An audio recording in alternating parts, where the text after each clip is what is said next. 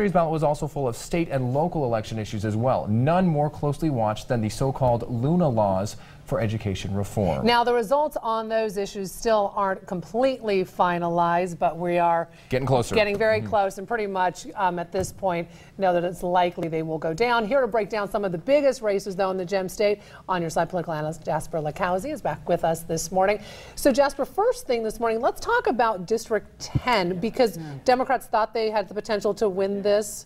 It seems like it's fool's gold. Every so often in Canyon County, the Democrats will get a strong candidate, they'll get some money, they'll have a weaker Republican candidate, and this is the year they're going to do stuff, and bam, they get rolled over every time. It's just wake up every morning after Election Day, and you'll know one thing: Republicans have won Canyon County once again. Doesn't matter who they run. I said once, it was quoted in the Wall Street Journal, I said, if Saddam Hussein would run as Republican in Canyon County, he would win. and that's terrible, even now, but it's the people have such confidence in the Republican Party there that they see that there, and I thought some of that confidence when it came because of John McGee, because of John Bujak, some of that would have gone. Confidence is still there. And let's talk about Republican confidence this morning, because that's one of the things that we were chatting about that perhaps could have been the downfall of the potential downfall of the Yes campaign for Props 1, 2, and 3. Maybe they perceived that they had too much of a Republican showing in this very red state. Do you think that they underperformed and didn't work hard enough to get that vote? Without a doubt. When Proposition first came out, I was that way too. I thought Yes is going to win rather easily. But No jumped out first. They got the money from outside, from the teachers union, and they were able to frame this question. What is this about? This is about Luna laws. This is about sprinklers going on the laptops. This is about taking away rights from the teachers. This is about teaching to the test. They framed it all, and people made up their mind. And then Yes, you say, wow, Yes had all these commercials at the end. Too late, already done. People had already made up their mind, and I think they did. I don't think they had the right spokesperson out there. You had Luna out there, and we could have changed the name of these Luna laws to Luna laws, and that's what No did. Instead of having Butch Otter out there, and we were talking about, Eric was talking with him before. I had Governor Otter came to my state and local politics class a couple of weeks ago. He gave about a 5-10 minute, passionate, precise, cogent argument for the Yes side, and when he was done, I'm there. Where's this been? Where's the positive argument? Because that's what the Yes didn't do.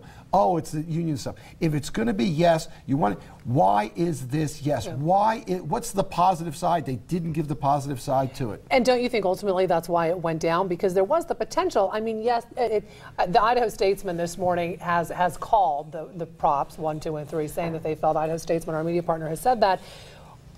But, I mean, it's not a wide margin. I mean, was there the potential that it could have gone the other way if the Yes campaign had done more? If the Yes campaign would have been able to frame it. I think you go out there and you ask people, even if they said no, say, should we change how teachers' contracts are negotiated? Yes.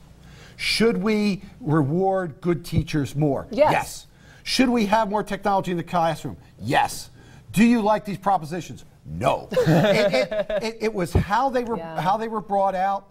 It was also that it wasn't done in a cooperative effort. It's the governor and Luna getting together and coming and parading it out there. People don't like that. Teachers weren't involved. Administrators weren't involved. That some of it was with the process that they didn't like it, and some of it was exactly in there. What I think happens now that it's No, you get the governor, you get the legislature coming in with teachers, parents, superintendents, principals, all get together, because I think there's a real strong belief there needs to be reform, just not this reform. So what do we all agree with? And let's get together and come up with something that if not everyone, that enough can agree with, that parents, teachers agree with them. And I think there is a place there that they all can agree. And perhaps it won't take for granted the Republican support in this traditionally red state. Right. The next time they campaign. You can't just shove this down the people's throat, just anything out there. You have to explain and why. They're going to take it.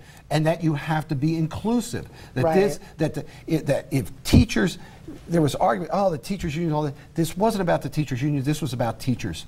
Teachers were out there, oh, I hate the teachers union, but my son's teacher, I like him, or I like my neighbor who's a teacher. She had a sign out there.